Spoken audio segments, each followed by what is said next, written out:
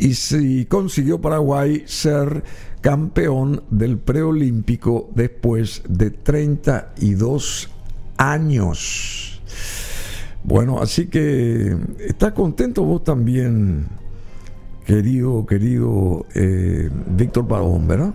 ¿O no? Hola Bruno, sí, con mucho gusto, una alegría extraordinaria. Yo creo que todo lo que sean buenas noticias hay que recibirle con porque vos sos deportista beneplácito. también, vos sos Claro, deportista, yo vos fui sos deportista, remero. Nadador, remero. ¿Hasta ahora? Hasta ahora. ¿Ah, sí? Ayer hice mis 10 kilómetros de trote. Así que 10 kilómetros de 10 kilómetros, trote. todos los domingos. Hasta hace un año solía correr 16, 18 ¿Y kilómetros. dónde haces todo esto? Y regate por la calle, esa Ñuguazú, Metropolitano. Qué bueno sería. De repente, ¿verdad? Me molestan los vehículos porque son muy lentos para mi velocidad. Los vehículos. No, no. Pero me gustaría acompañarte, si me permites, en una de esas caminatas. Va a ser un gusto. Porque yo necesito eso. Bueno, Sí, mañana el querido Víctor Pavón está de cumple, ¿sabían ustedes? Va a llegar a los 60 abriles y merece ya un aplauso. Muchas gracias. Bravo, y está con un in good shape. Aquí el querido amigo Víctor Pavón. 60 abriles no parece, jamás parecería que tiene, va a llegar a tener 60 años.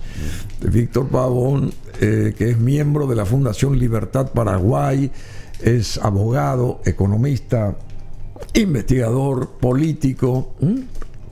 Y naturalmente cuenta con un postgrado en política económica por parte de la Universidad Nacional de Asunción y un doctorado en Derecho por la Universidad Tecnológica Intercontinental UTIC del Partido Libertad y República. Víctor Pavón, y también escribe, por supuesto, es editorialista del diario La Nación, acá de Asunción, de Paraguay. Así que una gran adquisición de ambos lados, de la gente de La Nación y Víctor Pavón, el honor de formar parte de su staff también. Y Víctor, antes de entrar en ese terreno justamente de los editoriales, porque es muy importante todo esto, hay dos editoriales muy buenas que fueron publicadas o por lo menos análisis buenos publicados por La Nación.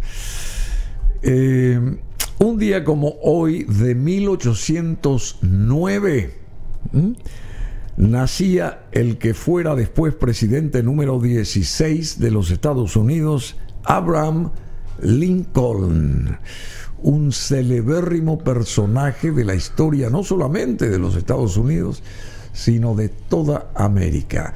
¿Qué significó Abraham Lincoln, que nació en Kentucky en 1809, querido Víctor Pavón? Bueno, para mí constituye a Abraham Lincoln uno de mis personajes favoritos. Desde muy joven tuve la oportunidad de leer sobre él. Quizás porque cumplió años un día antes, ¿verdad? Un día antes. Entonces siempre me agradó. O sea, entonces, vos sabés que Abraham Lincoln escribió, quizás se pueda mostrar o leer, ¿verdad? Lo que se considera la obra de oratoria más importante cuando se estudia, ¿verdad?, todo lo que se denomina la oratoria, y que se llama La Casa Dividida. La Casa Dividida. Es un escrito no muy largo, en donde él establece ahí los principios por el cual los Estados Unidos no podía seguir dividiéndose entre el norte y el sur. Esa famosa guerra civil de la guerra de secesión. Tremenda. Entonces el mensaje que él da allí, que es realmente extraordinario. Mensaje de unidad sería. Un mensaje de unidad, que una casa dividida no puede sostenerse. Y ahí está, ¿verdad? A ver qué dice el discurso de la Casa Dividida de Abraham Lincoln, pronunciado por Abraham Lincoln, quien fuera presidente 16 en la historia, en la vida de los Estados Unidos, aceptando su nominación como candidato republicano al Senado por el estado de Illinois, y esto ocurría en 1858, se basó en un pasaje del Nuevo Testamento. el sentido era reclamar la necesidad de la unión. La semilla de este discurso llegó en 1850, cuando en medio de un debate el político Sam Houston había utilizado la frase: una nación no puede dividirse contra sí misma. Qué linda frase, che. No, la obra nación es extraordinaria. No puede dividirse contra sí misma. Y tenemos que aplicar acá, entonces. Tenemos que aplicar en el Paraguay. Y más todavía acá en el Paraguay, Bruno, porque es un país de 7 millones de habitantes, ¿verdad? Que es como un barrio de la ciudad de San Pablo, por decirlo así. Claro, sí, merece que nosotros le tomemos en cuenta al presidente Abraham Lincoln. No solamente por esa frase, sino por sobre todas las cosas, porque él fue el que estableció la liberación de los esclavos, ¿verdad? Y sí, cuando él vio la esclavitud, él dice en uno de sus párrafos, yo leía 2 biógrafos suyos que siempre me interesaron, y él decía: me muerdo los labios cuando veo al hombre oprimido y con grilletes. Alguna vez vamos a cambiar esto. Y cuando él llegó a la presidencia, precisamente llegó a cambiar eso. O sea, era un hombre obviamente criticado por muchas cosas, pero era un hombre realmente muy interesante, porque en primer lugar él era abogado y recorría los medios rurales, la zona de Illinois, lo que sería hoy. Sí. Y era un apasionado y ferviente creyente. En primer lugar, uno de sus libros era la Biblia y otra la Constitución norteamericana. Decime, pero él murió, me parece que lo asesinaron. A él lo mataron, lo asesinaron. Sí. Y ahí vos sabés que hay una interesante correspondencia entre Abraham Lincoln y John Kennedy. A ver. Hay un estudio que se hizo, por ejemplo, la cantidad ¿Cómo de... John Kennedy? John Fitzgerald Kennedy, que murió en 1963. Sí, claro. ¿Verdad? En noviembre. Pero la correspondencia, la relación que hay es... relación de correspondencia. Claro, correspondencia se entiende como carta, ¿verdad? Pero en realidad sería relación histórica, de palabras, de hechos, etcétera, que siempre llamó la atención de los historiadores. ¿Y recordás parte de esa una de ellas era las palabras. El que lo asesinó llevaba el mismo nombre de él, en este caso del asesino tanto de Lincoln como de Kennedy. Los años también se correspondían. Y después había muchas otras cosas que realmente denotan una coincidencia bastante llamativa. Obviamente se entra un poco en el terreno más allá de la historia, pero es interesante. Bueno, eran dos personas realmente muy importantes en la vida política de los Estados Unidos. Bueno, parte de... Ahora, eso sí, Abraham Lincoln tenía no sé si defecto, pero una anécdota por la que iba a contar, ¿verdad? Sí, a ver. Le gustaban los chistes verdes. Los chistes verdes. ¿Sí? Sí. Bueno, pero está bien. Era un personaje. Bueno, la noche del 14 de abril de 1865 era un viernes.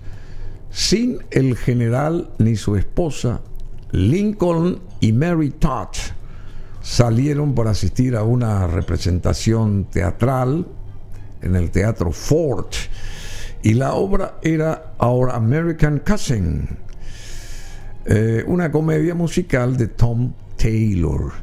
Cuando Lincoln se sentó en el palco, John Wilkes Booth, un actor de Maryland, residente en Virginia y simpatizante del sur, apareció por detrás y disparó un único tiro con una pistola Derringer de bala redonda a la cabeza del presidente, tras lo cual gritó, ¿qué dice? Así siempre a los tiranos. A ver si podés elevar eso. ¿Te acordás que te dice que eleves eso para que la parte visual vaya a la pantalla, ¿verdad? Porque si yo miro acá, bueno, entonces apareció por detrás este señor disparando su único tiro con una pistola Derringer de bala redonda a la cabeza del presidente, tras lo cual gritó sic siempre tyrannit. En latín decía, que quiere decir así siempre a los tiranos. Y después de contemplar esa osadía y tras librar un aguerrido forcejeo con el invitado, el presidente Henry Rathbone, a quien lograría herir en un brazo en el proceso, Booth saltó desde el balcón al escenario. El público creyó que al incorporarse estaba haciendo una reverencia, pero la verdad es que se había roto una pierna. Booth alcanzó cojeando su caballo y logró escapar, y el presidente, mortalmente herido tras ser atendido por el joven médico militar, un joven médico que se encontraba en el teatro, fue llevado a una casa atravesando la calle, donde entró en coma. Su agonía duró 9 horas y luego fallece. Bueno, y el cuerpo de Lincoln fue llevado por tren en una magnífica procesión fúnebre a lo largo de varios estados. La nación se afligió por un hombre al que muchos consideraron el salvador de los Estados Unidos y el protector y defensor de lo que Lincoln mismo llamó el gobierno del pueblo, por el pueblo y para el pueblo. Sí. Qué bueno esto. Vos sabés que esa expresión que está allí, gobierno del pueblo, por el pueblo y para el pueblo, es realmente extraordinario. Ocurre que los artículos ahí del, por y para, él los utiliza adrede. Gobierno del pueblo significa que proviene de la elección de la gente. Por el pueblo, que la gestión del gobierno tiene que devolverle al pueblo con servicios, ¿verdad? Transparencia. Y para el pueblo, porque no hay otra manera de tener un mejor gobierno que con más democracia. Como decía Churchill también, la democracia podrá tener muchos defectos, pero al final y al cabo es el mejor sistema, con sus defectos y virtudes. ¿Cuál sería el otro sistema? Es la gran pregunta que hoy los teóricos se están ya preguntando en pleno siglo XXI. Pero esta definición de Abraham Lincoln realmente denota un conocimiento. Él era una persona muy leída, le encantaba mucho la poesía, escribía poesía también, y le gustaba mucho la historia. Era realmente un hombre, un intelectual de fuste. ¿Y él murió teniendo qué edad, más o menos? Y él murió relativamente joven para nuestra época. Ahora, para la época donde él murió, ya tenía una edad. Justamente creo que llegó a los 60, algo así. No, menos de 60. 58 puede 56. ser. 56 años, te puedes imaginar. Falleció a los 56. Claro, Vos mañana cumplís 60. Y yo mañana, o sea... Sos un pibe todavía. 4 años más. Claro, por el tema de la calidad de vida. O sea, él falleció con 4 años menos. Con 4 años menos. Vos. Bueno, ya que hablas de la democracia y en este siglo XXI, y qué lindas imágenes. Sí. Y ahí está un monumento a este señor Memorial. Abraham Lincoln, una estatua de mármol gigantesca ahí en Washington DC, impresionante. Sí, es uno de los lugares emblemáticos de la capital de los Estados Unidos. Es como una suerte de Partenón, sería de una suerte de homenaje edilicio a su persona, al presidente que trató de unir por primera vez a los estadounidenses luego de la guerra de la secesión. Bueno, hablaste de la democracia. Hablaste de la democracia. Comenzó supuestamente en 1989, y estuve leyendo también este artículo tuyo que creo que salió en La Nación acerca de estas fugas de afiliados respecto al Partido Liberal Radical Auténtico. Este partido perdió su norte, y autoridades deben llamarse a la reflexión. O sea que en plena democracia como que hay fugas, y no están centrándose estos señores en el interés de proseguir un camino democrático, sino quieren ser muy democráticos, y cada uno seguramente empezar a formar un partido, seguramente, no sé, me imagino. Por eso están saliendo del redil. ¿Qué pasa en el Partido Liberal y en la oposición en general, pero puntualmente en el Partido Liberal, respecto a este artículo último tuyo que salió en La Nación, ¿verdad? Así mismo, en el diario La Nación. Mi reflexión es que el partido llamado liberal necesita reconfigurar y volver a otear en su historia, tomando en cuenta los principios que le llevaron a su fundación. En primer lugar, el Partido Liberal se funda en el año el 10 de julio de 1887. Luego el Partido Colorado, Asociación Nacional Republicana, el 11 de septiembre de ese mismo año. Pero el Partido Liberal nació precisamente para defender los principios del electorado, para defender la libertad política. Y eso fue algo muy importante en su momento, hasta que en el año 1936 hubo un gran cambio dentro del llamado Partido Liberal y fue vaciado de contenido, perdió su norte ideológico.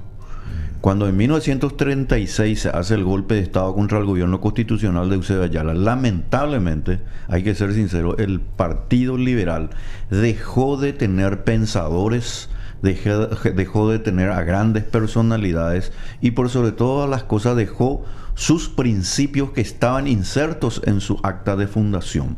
La defensa de los derechos, de la vida, la libertad, la propiedad, la defensa de los derechos electorales del ciudadano. ¿Y qué pasó? Entre 1936 y 1989, con el tema por supuesto, de las dictaduras, lamentablemente los cuadros políticos ya no recibieron lo que se denomina la formación política y económica para preparar a las nuevas generaciones a partir de 1989. A tal punto que, por ejemplo, personas muy connotadas dentro del PLRA hoy se están dando cuenta que si el PLRA realmente no se percata de que tiene que volver al liberalismo, pues se va a convertir en un partido residual, va a ir desapareciendo. Por eso que nosotros... Bueno, pero yo siempre, perdóname, pero yo siempre me pregunté y me pregunto, ¿qué pasó con el Partido Liberal después del 89? Si tenía la brillante oportunidad de tomar el toro por las astas. Así mismo. Porque debió de asumir Domingo Laíno como presidente del Paraguay. Totalmente. Porque toda la oposición y no oposición lo iba también a apoyar. No sé qué pasó ahí. Y ahí pasó un problema de definición ideológica, Bruno. El PLRA, cuando se funda, y lo funda Domingo Laíno y otros, ya no era el Partido Liberal. Era un partido socialdemócrata, a lo que hoy podríamos decir tirando al socialismo, de centro izquierda, exactamente. Es más, después Laíno con el tiempo incluso se declaró totalmente ya de izquierda, ¿verdad? Más bien un ferviente defensor. Sí, bueno, pero lo mismo era la oportunidad, como era la una oportunidad suerte de Milei en la Argentina en aquel momento, ¿verdad? Exagerando, seguramente. Debería haber sido era la oportunidad para tener una oposición consolidada, pero el PLRA, igual que también el Partido Colorado, pero concentrémonos ahora en el PLRA, se olvidó que la democracia es sencillamente un método para llegar al poder y que no se puede llegar al poder solamente con las libertades políticas. Ese es un problema de la política paraguaya. La libertad de tránsito, la libertad de manifestación, de huelga, la libertad de prensa, todos son muy importantes, desde luego.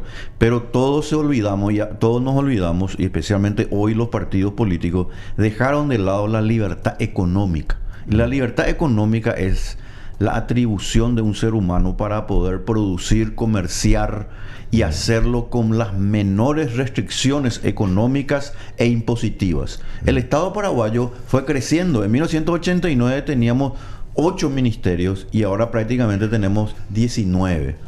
¿Eso qué quiere? Sí. 8 ministerios. 8 ministerios. Hoy tenemos 1989 y ahora prácticamente tenemos 19. ¿Qué significa eso? Que el Estado, en lugar de volverse más eficiente y más pequeño como tendría que ser, se volvió un gigante, pero con pies de barro. Porque el problema de la seguridad continúa, el problema de la educación y la salud no se resuelven, y en consecuencia, un partido de oposición que quiera tomar el poder, pues tiene que tener ideas diferentes. Y esas ideas, lamentablemente, no están en la oposición. Bueno, y Víctor Pavón, en este comentario, en este editorial, en este artículo, señala: si el Partido Liberal Radical Auténtico quiere volver a ser un partido como alguna vez lo fue, o sea, un partido grande, popular, tiene que volver a las ideas de sus históricos dirigentes y modernizarlas de acuerdo al tiempo que se vive o en que se vive, o sea, al tiempo del siglo XXI, pero con su situación actual solo provoca fugas numerosas ante la falta de credibilidad y confianza, y sus afiliados no se sienten representados. Ese es el problema del PLRA hoy en día. Lamentablemente, muchas cuestiones de libertad política, pero nada de libertad económica. No hay ninguna propuesta dentro del PLRA para disminuir la intervención gubernamental. Al contrario, en lugar de apoyar, por ejemplo, lo que hoy el Ejecutivo, por ejemplo, la ley el tema de jubilaciones, por ejemplo, en lugar de apoyar, porque eso está en la Constitución, le pone palos a la rueda. Cuando lo que un verdadero partido de oposición tiene que apoyar lo que está bien y criticar lo que está mal. No puede tener la configuración así de oponerse por oponerse. A todo. Oponerse a todo. Y en consecuencia no ser una alternativa. ¿Por qué? Porque la gente lo que quiere es mejorar sus condiciones de vida. Y mejorar nuestras condiciones de vida significa aumentar nuestros salarios, tener mayor seguridad y al menos tener un horizonte de futuro. Y eso un partido de oposición tiene la más amplia ventaja porque precisamente no está en el gobierno. Entonces puede señalar lo que está bien y lo que está mal y proponer reformas. No hay ninguna reforma dentro del PLRA que se haga internamente y obviamente en frente a la sociedad. Bueno, la oposición al parecer no ofrece alternativa de cambio. Oposición porque el Partido Liberal, que yo insisto que se debe de llamar nuevamente Partido Liberal, y lo de Radical Auténtico como que dejar de lado porque nos retrotrae, y acá hay que hacer que de cara a un modernismo ese partido también sea reflotado en todos los aspectos, ¿verdad? Si está el Partido Colorado, bueno, el otro es el Partido Liberal. Muy sencilla es la historia. Totalmente. Ya cumplió su afán de constituirse en Partido Liberal Radical Auténtico. Primero, que es largo, impronunciable, porque es una suerte de trabalengua para cualquiera. PLRA, claro. Tiene que llamarse simplemente Partido Liberal. Partido Liberal. Muy y que simple. Sea consecuente con la idea liberal, que es la de defender al individuo, defender al hombre y a la mujer común de la calle, pero no caer en el populismo. Porque ese puede ser el tema de los llamados liberales, que muchos ya no lo son. Caen en el populismo y en lugar de propiciar cambios razonables y sensatos, se muestran como si fueran la última Coca-Cola del desierto, cuando que en realidad lo que están demostrando es su escasez de conocimiento y sobre todo la escasez de atender la realidad hoy del Paraguay. ¿Cuál es el problema hoy del Paraguay? Y el problema de la seguridad jurídica, la seguridad ciudadana y por sobre todas las cosas de hacer reformas. Bueno, y la oposición, reiteramos, no ofrece alternativa de cambio. Asimismo fue tajante Víctor Pavón en este editorial, en este artículo, en esta entrevista, en sostener que la situación expone la falta de rumbo del PLRA, agrupación que continúa sumergida en una crisis política y financiera profundas. Durante, bueno, que se originaron estas, tanto la crisis como la profunda, digamos, cuestión financiera en la administración de Efraín Alegre. No sé en qué quedó todo eso, porque se debe bastante dinero, ahí deben ellos.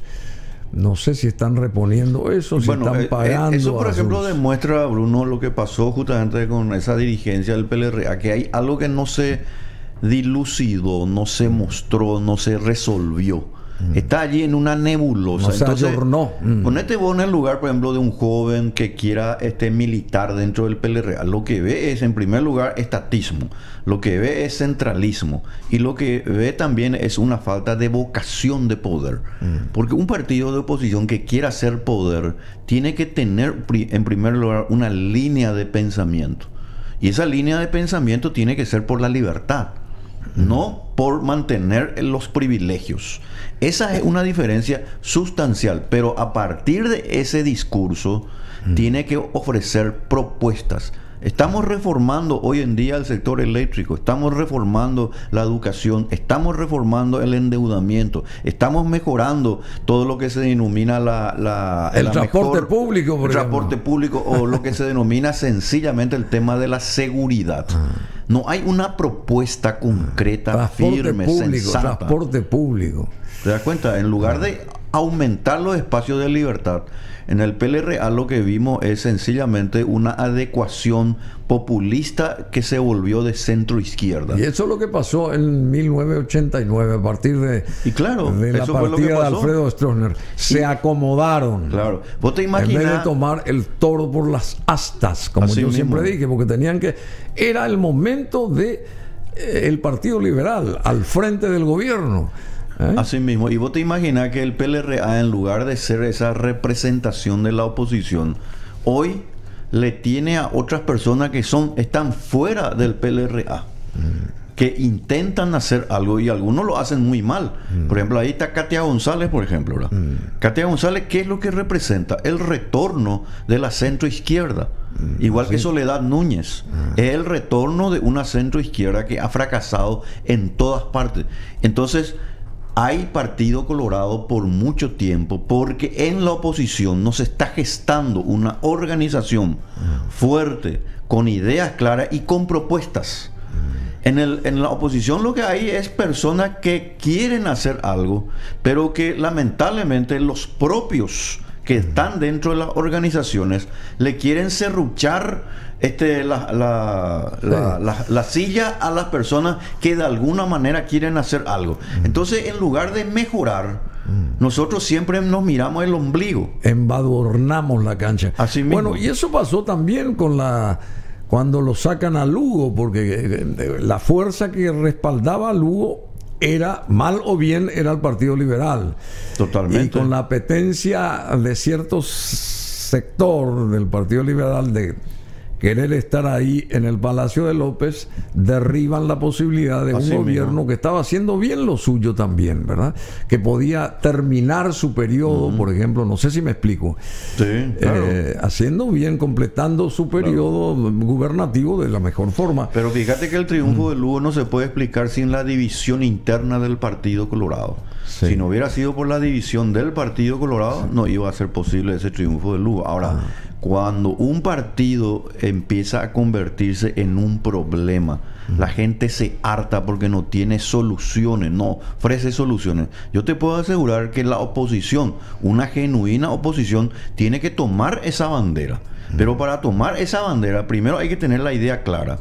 Y número dos, hay que empezar a trabajar en las organizaciones, llámese en las bases. ¿Eso qué quiere decir? Hay que hablar con la gente, decirle, señores, esto es lo que nosotros proponemos.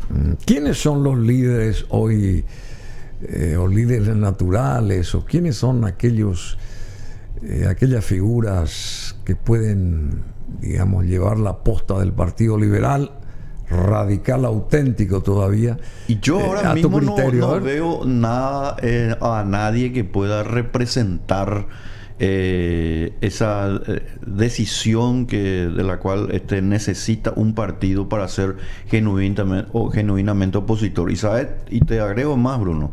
El año que viene son las municipales. Sí, claro. Si la oposición y el PLRA sigue así como está, lo que vamos a tener es que todo el mapa político de las municipales se va a teñir de rojo o de colorado. Sí, y eso sería muy triste desde el punto de vista de lo que se llama el control del poder, porque en todo país tiene que haber control del poder. Hay dos gobernaciones que no son coloradas. Dos gobernaciones, sí. Pero tiene que haber un oficialismo y tiene que haber una oposición. Pero si la oposición se muestra débil, no tiene propuesta, no tiene ideas, y es como una veleta que se mueve de acuerdo al viento, pues desde luego el que tiene el poder se va a acrecentar en el poder, y eso no es bueno, porque el poder corrompe, y el poder absoluto, como decía Lord Acton, corrompe absolutamente. Nosotros necesitamos forjar una oposición, pero una oposición basada en ideas y propuestas, no en el populismo, ni en la centroizquierda, ni mucho menos en precisamente perjudicarle a aquellas personas que de alguna manera quieren hacer algo.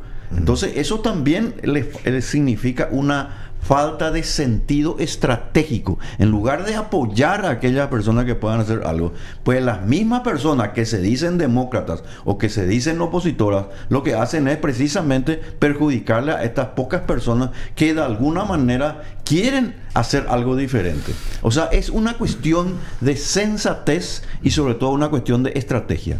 Bueno, muy interesante lo que decís, pero no sé si se piensa así. Yo no estoy viendo en la oposición, sigue diciendo Víctor Pavón, específicamente en el Partido Liberal Radical Auténtico, un predicamento o un conjunto de ideas que sean realmente liberales. Están demasiado lejos de los pensamientos de Eligio Ayala, de Manuel Gondra, de José P. Guyari, que eran hombres probos, honestos, y que hicieron una gran labor en favor de nuestro país. La oposición no ofrece una alternativa de cambio estableciendo propuestas y no colocando palos a la rueda ante todo lo que hace el gobierno, porque el gobierno actual en este caso, ¿verdad? Porque la otra consulta es si yo hago acá a la gente que cuando hablamos de este tipo de acciones o de inacciones, le dan con el hacha al actual gobierno, y por otro lado uno se pregunta, ¿y dónde está la solución para el supuesto cambio? ¿Dónde está? Se pinchó la rueda, imaginándonos de que este gobierno se le haya pinchado a este gobierno la rueda. Bueno, ¿y dónde está la rueda de cambio? El repuesto, ¿dónde está ese repuesto? ¿Existe un repuesto? Y ese es el tema, que el repuesto no existe. O sea que... ¿Sabes dónde está el tema acá, Bruno? El oficialismo tiene sus defectos y tiene sus virtudes, más defectos que virtudes. Pero es el que hasta ahora, si uno analiza lo que está pasando en el Congreso, eso es lo que está proponiendo hacer algunas cosas. No todo lo que a mí personalmente me gustaría, pero no está mal, por ejemplo, ese tema del régimen de jubilaciones. No está mal ahora la reforma que se quiere meter para reducir el gasto público. Eso no está mal. En consecuencia, ¿qué es lo que se tiene que hacer en la oposición? Señores, esto está bien, pero nosotros creemos también que hay que hacer esto. Y esa es una narrativa, un discurso que tiene que campear desde Asunción hacia el interior. Tiene que llegar al hombre común, a la mujer común de la calle. ¿Por qué? Porque el problema del Paraguay, además de la falta de reforma, es la falta de seguridad. No hay seguridad en el Paraguay. La gente ya no puede salir a las calles, no puede salir en los barrios, porque el gobierno está abdicando de su principal función, que es la de resguardar la seguridad. Entonces, ¿qué es lo que hay que hacer? En primer lugar, hay que recomponer todo el presupuesto público. Un presupuesto, Bruno, que prácticamente el 85% está compuesto de salarios públicos. Es un presupuesto que obviamente no puede dar resultados. La carga del Estado sobre el ciudadano paraguayo ya llega al 40%, casi 45%. Tanto, che, el endeudamiento tanto. Casi al 40%. ¿Qué hay que hacer entonces? Pues hay que reformar. Pero para reformar hay que tener una idea clara de lo que uno quiere. ¿Y cuál es la idea clara? El gobierno de la libertad, el gobierno de la república, el gobierno donde realmente el Estado no sea más que un medio para que la gente pueda vivir mejor y no una excusa para tener cada vez más riqueza, más la vida. Esa es una gran diferencia sustancial. Bueno, vos también hablaste en otro editorial, no sé si salió hoy o ayer, este editorial de La Nación, acerca del desempleo. Querido Víctor Pavón, que tiene remedio el desempleo, sostenés vos. La economía de la libertad, por Víctor Pavón, presidente del Centro de Estudios Sociales. El desempleo tiene remedio, y la economía de la libertad es la que debe de primar. ¿Cómo se entiende esto? Bueno, en el Paraguay, Bruno, la causa del desempleo y la informalidad se debe al Código Laboral. El Código Laboral, además por supuesto de la seguridad que nos hace traer mayores inversiones, El Código Laboral estableció una serie de beneficios que van mucho más allá de las posibilidades, especialmente de las microempresas. ¿Por qué hay que hacer un cambio en la reforma, en la cuestión laboral? Para crear más pequeñas empresas. Las pequeñas empresas son las que mueven el mundo. Las MIPYMES. En Estados Unidos y en Europa, prácticamente el 60% de sus economías lo mueven las pequeñas empresas. En el Paraguay el 80%. Entonces, ¿qué es lo que hay que hacer?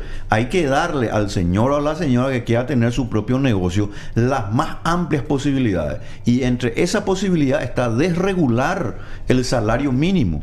El salario mínimo hoy en día es 2.300.000. Conspira contra los 600.000. 2.600.000 conspira contra los intereses de los jóvenes. ¿Cuánto tendría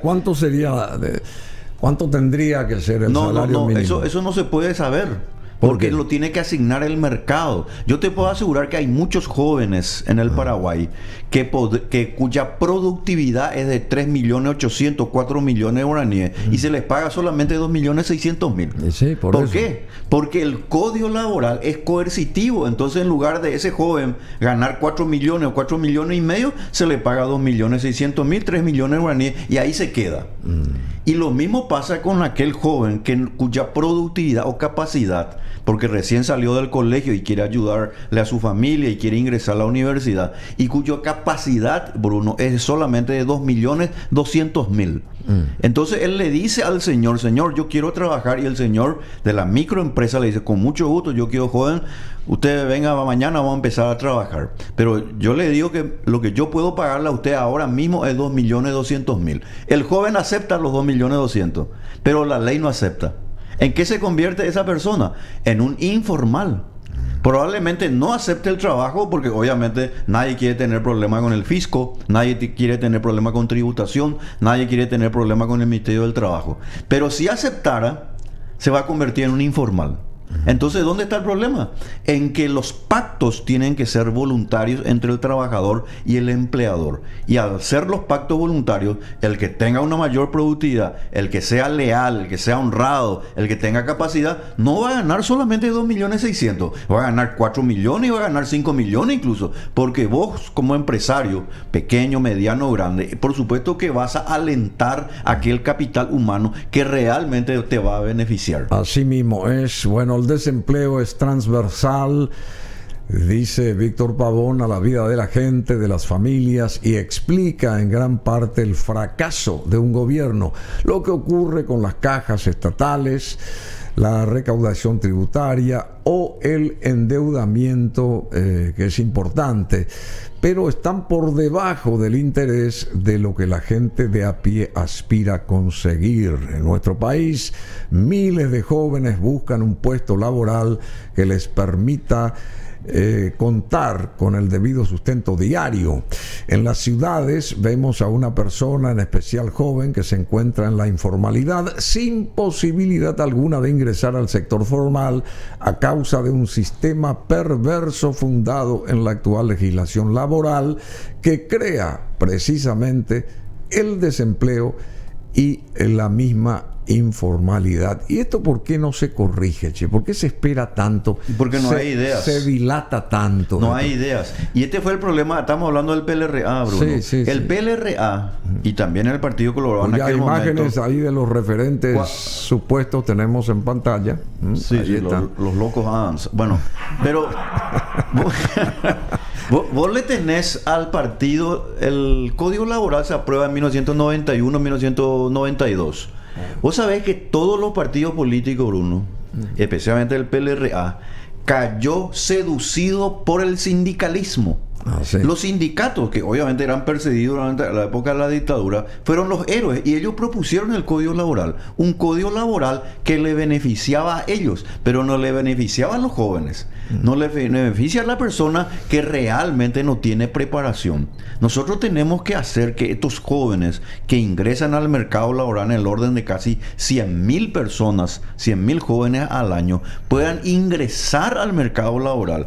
Pero ese Código Laboral de un alto salario que no se compadece finalmente de la realidad, les hace que los costos sean muy altos. Y vuelvo a insistir, yo no estoy diciendo que hay que pagarle menos. Yo te puedo asegurar, Bruno, que habrá fácilmente un 25%, 30% de jóvenes cuya capacidad de productividad es superior al salario mínimo. Bien podrían estar ganando 4 millones, 4 millones y medio, pero el Código Laboral les hace ganar a ellos 2.600.000.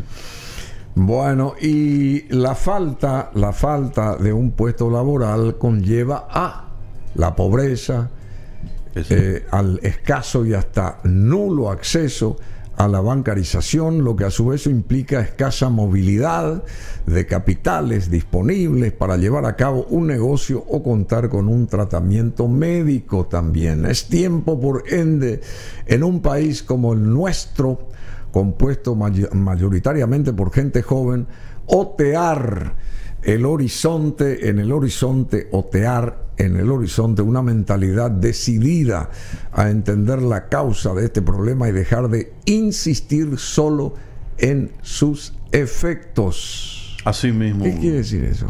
Y vemos solamente los efectos. El efecto es que nosotros vemos solamente que cae en un defecto. Exacto. Que se convierte en defecto. Nosotros vemos el desempleo y vemos la informalidad y vemos la inseguridad. Pero muy poca gente, casi nadie, se pregunta ¿por qué sucede el desempleo? ¿Por qué tenemos inseguridad? Porque es lógico, un joven que no tiene trabajo y que no tiene para mañana de comer, desde luego que se convierte en un marginal. Y que ya tiene un hijo o dos hijos. Exacto, para peor. Entonces, lo que él necesita es sobrevivir, y su sobrevivencia se hace en el mundo de la criminalidad. Nosotros lo que tenemos que darle al joven es un puesto de trabajo. Y yo te puedo asegurar que hay miles de microempresas, pequeñas, medianas y grandes, los cuales se le podría dar bien un puesto de trabajo a través de un programa de exenciones fiscales. Por ejemplo, una empresa A, mediana a grande, que esté pagando, supongamos, 10, vamos a poner un número 10 del impuesto a la renta empresarial. Entonces el gobierno le dice, usted paga 10. Ahora, usted en vez de pagarme 10 a la caja del Estado, va a pagar solamente 5. Y ese otro 5 usted va a contratar a jóvenes. Qué bueno. Esa es la solución del desempleo. Entonces se soluciona el problema del desempleo, de la informalidad y de la inseguridad. Y ahí se teje lo que se llama una red social, donde realmente el joven se va a comprometer a continuar con su puesto laboral. Fabuloso. Y la empresa que sabe ahora, vos por ejemplo, tu empresa, Bruno, en vez de estar pagándole a un barril sin fondo, donde sabes que va a ser malversado tu dinero por estos personajes, ahora vos sabés que va a ser para un programa de beneficio o para patrocinar como sponsor a jóvenes que, ¿por qué no?, bien podrían convertirse en grandes ciudadanos. Bueno, y al respecto, la economía ha enseñado, sigue diciendo Víctor Pavón, y sigue enseñando que la falta de puestos de trabajo es una consecuencia de la escasa formación del ahorro interno, así como de la poca radicación de inversiones nacionales como extranjeras. Esto último es lo que nos interesa para dar respuesta al título de este artículo, si se comprendiera de una vez por todas y se tomen en cuenta para su práctica. Y bueno, entonces en la brevedad estaríamos cambiando este estado de cosas que castiga a buena parte de nuestra población. Y ese artículo, a ver, el título del artículo es el desempleo tiene remedio, claro, y la economía de la libertad. Es la economía de la libertad. La economía de la libertad, que la gente pueda pactar libremente sus acuerdos. Porque si José quiere trabajar y María le dice, no hay ningún problema, yo quiero que vos trabajes, y ambos dicen, te puedo pagar ahora 2.300.000, ese 2.600.000 ahora no puedo. Entonces que pacten libremente, pero no hay necesidad de llevarlo a la informalidad y por sobre todas las cosas donde no tenga ninguna posibilidad de progresar. Ese joven puede progresar. Y este programa de exenciones fiscales que te estoy diciendo, Bruno, que bien puede llevarlo y puede ser una iniciativa del gobierno, le puede dar una oportunidad, pero el gobierno se va a lucir con esto. ¿Sabe por qué? Porque el joven se va a sentir agradecido por entrar en una empresa y por sobre todas las cosas el gobierno va a atacar la inseguridad. ¿Qué mejor programa que la de decirle a la gente, ya no quiero recibir tu dinero es tuyo y apoyar a los jóvenes. Una parte obviamente vas a tener que pagar en concepto de impuestos, pero otra buena parte ya va a quedar en tu bolsillo para contratar jóvenes. Bueno, espectacular lo que está diciendo acá Víctor Pavón. ¿No sabes algo de Charles Darwin? Sí, claro. ¿Sabes algo del naturalista británico? Nacía también un día como hoy. No me digas. Cambiando de tema. Bueno, esta gente que nace en febrero es muy particular. Y que nace un día de tu cumple, por ejemplo. Sí, Nacía en 1809 Charles Darwin, quien falleció en 1862, justamente. Es 1982. Fallecía en 1982, naciendo en 1809. Y Charles Darwin, ¿quién fue realmente? ¿Quién fue? A ver. Él fue un científico que estableció que las especies van mutando para mejorar su capacidad de adaptación. Pero él nunca desvirtuó la idea de que el ser humano es el producto de una evolución y que no fue creado por Dios. Ese es un tema importante en Charles Darwin. Charles Darwin era un hombre creyente, un hombre que creía pero que nosotros pero que los ¿descendemos de los monos o no? No. Eso él no dijo. Ah, no dijo eso. No. Él lo que dijo es que las especies van mejorando ciertamente y que se adaptan. Los que se adaptan al medio obviamente sobreviven. Los que no se adaptan lamentablemente van muriendo. O van perdiendo su capacidad.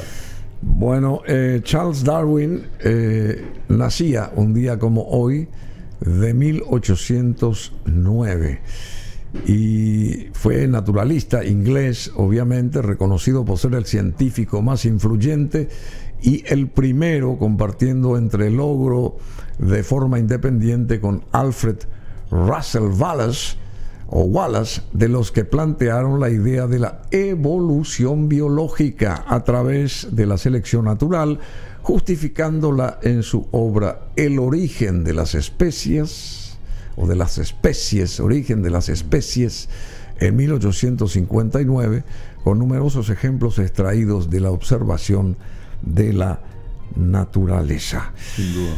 Bueno, y algo más, a ver, un día como hoy también era proclamada reina, pero de 1952, Isabel II, luego de la muerte de su padre, y el Papa Pío XI inaugura la Radio Vaticana, o Radio Vaticano, en 1931. Ahí está, sí. Eso es Roma y nosotros también fuimos hasta la Radio Vaticana y bueno, nos involucramos ahí en toda la historia de esa radio que arrancaba en 1931 bajo el pontificado del Papa Pío XI, que amaba la cuestión de la comunicación y ese tipo de cosas. Y recorrimos así sus, no sé si podés ubicar esa parte del, cuando ingresamos a la Radio Vaticana, ahí está, esos fueron los primeros micrófonos, y ahí está Juan 23, y yo estoy hablando en ese momento con el director de Radio Vaticana, y Radio Vaticano o Radio Vaticana es la misma cosa, se puede decir así, de ambas maneras. Eso me señaló este señor de origen argentino, entre paréntesis, ahí está. A ver qué dice. ¿Podemos poner audio acá? Este es en aquel momento director de Radio Vaticano Vaticana. Tiene la emisora como desde el punto de vista comunicacional. Es algo único. Cuando vos decís Radio Vaticana, que habría que decir ahí la Radio Vaticana, y si no, Radio Vaticano, se puede decir de las dos maneras. Estás hablando en este momento de 46 redacciones, 40 lenguas, la última incorporada es el coreano. ¿Y cómo se coordina todo eso? Porque es una infinidad de trabajo ahí detrás de todo esto. Bueno, esto ya nació multicultural, porque cuando en 1931 Pío XI, que está aquí atrás, es el primero, delante de Marconi, que es el único laico que hay, que es el inventor y perfeccionador de las ondas del aparato de emisión y de recepción de las ondas de radio, la radio no existía, existía como la usan los bomberos, los policías actualmente. La primera radio es Radio Vaticana porque un papa lo llama a Marconi y le dice: ármenme usted acá una radio para que yo pueda comunicarme con el mundo. Ha transcurrido un año de la visita del Papa Francisco a Paraguay. Bueno, ¿cómo se sintió él en aquel momento? Sí, acá habla del Papa, porque este señor es muy amigo del Papa Francisco, del obispo Bergoglio, así que hablamos de todo un poco. Y acá hay una periodista también. A ver, vamos a escuchar esta parte, es muy buena también. ¿Periodista desde hace cuánto? Sí, soy periodista, estoy en Roma desde hace 10 años, en Radio Vaticana colaboro desde hace 2 años y medio más o menos. ¿Trabajaste para la CNN también? Así es, fui la corresponsal para Roma y para Italia de CNN en español. ¿Y cómo fue lo de Guillermo, el padre Guillermo Ortiz, que te casó cómo? Bueno, trabajaba también para una agencia española de noticias y le hice una entrevista y después me llamó para colaborar en Radio Vaticana. ¿Cuáles han sido esas experiencias tuyas? Bueno, Guillermo Ortiz es este señor con el que yo estaba hablando, director de Radio Vaticana. No sé si sigue siendo, por ahí puede seguir siendo, porque él es muy amigo del Papa Bergoglio, digamos. Pero en fin, así chispazo nomás, recordando que un día como hoy se inauguraba la famosa Radio Vaticana, que creo que es la más antigua del mundo. Radio Vaticana es la más antigua del mundo, y así como acá la más antigua es la radio Cáritas, es la radio más antigua de Paraguay, me parece, una de las más antiguas, y una de las más antiguas radios cristianas del planeta es Radio Cáritas también, está entre las más antiguas. Interesante. Entre paréntesis. Bueno, son imágenes capturadas allá en aquel momento, en ese gran viaje inolvidable que hicimos. Y bueno, cuando nos acercamos también al Papa Bergoglio, Francisco, no sé si por ahí pueden tener esas imágenes simplemente, y se acordaba de la valentía de la mujer paraguaya, cuando le preguntamos nosotros al año de haber arribado acá a Asunción, esa experiencia y los recuerdos cuando él llegaba aquí a Paraguay, y entonces para nosotros fue algo más que impactante, porque estar con el Papa ahí de cerca en el pasamano, digamos, creo que se llama así, besamano, ahí donde yo le saludo, está al comienzo del material, y donde él se acuerda de Paraguay, y bueno, es importantísimo. Ahí está la plaza de San Pedro, por ejemplo, atiborrada de gente, esperando nosotros el arribo del Papa Francisco. Ahí está en ese momento el arzobispo Valenzuela de Asunción. Y si podés acelerar eso y vamos directamente al saludo, a lo que dice el Papa.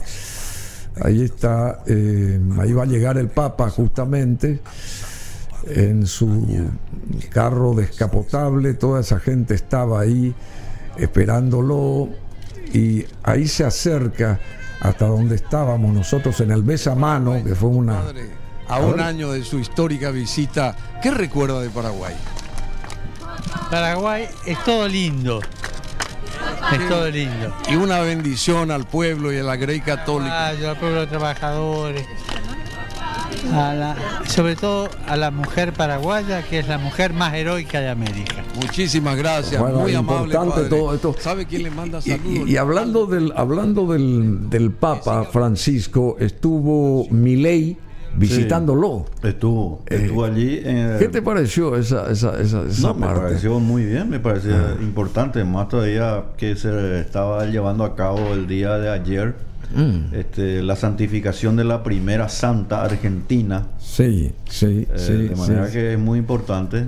Y obviamente Milei está aprendiendo también que muchas cosas, en muchas cosas hay que ser pragmáticos, ¿verdad? Mama Antula. Mama Antula. Mama Antula. Ahí está Milei y el Papa Francisco, dos argentinos reunidos ahí en el Vaticano. Impresionante el Vaticano. Lo que es esa basílica es fabulosa. Bueno, el Papa Francisco y Javier Milei se abrazaron también en la canonización de la primera santa argentina, María Antonia de San José de Paz y Figueroa, conocida como Mamá Antula. En su homilía recordó el pasaje en el que Jesús sanó a un leproso, representación de los marginados modernos. Bueno, querido, interesante todo esto, 37 minutos de las 11. Tenemos que despedirte con todos los honores por el momento, porque siempre es una inmensa satisfacción de estar con una persona actualizada, porque no solamente informativamente de lo que pasa informativamente, sino se te toca X tema o se te, qué sé yo, abrimos tal paraguas, tal posibilidades de tal cosa, y vos cazás la onda y de una manera sorprendente, porque nos explicás lo que quisiéramos saber a veces, o queremos saber y nos recordamos, y vos tenés en la punta de la lengua siempre la respuesta positiva a muchísimos comentarios o cuestionamientos o qué sé yo, hechos que llamaron y llaman la atención siempre, querido Víctor Pavón, así que te felicitamos. Muchas gracias, Bruno, y también a la audiencia. Y bueno, mañana fecha feliz, así que muchas gracias. Tu cumple. Así mismo. A ver, un aplauso para el querido Víctor Pavón, 60 abriles. Muchas gracias. Mañana es 13 de febrero. Y hoy es, el martes 13. Sí, mañana.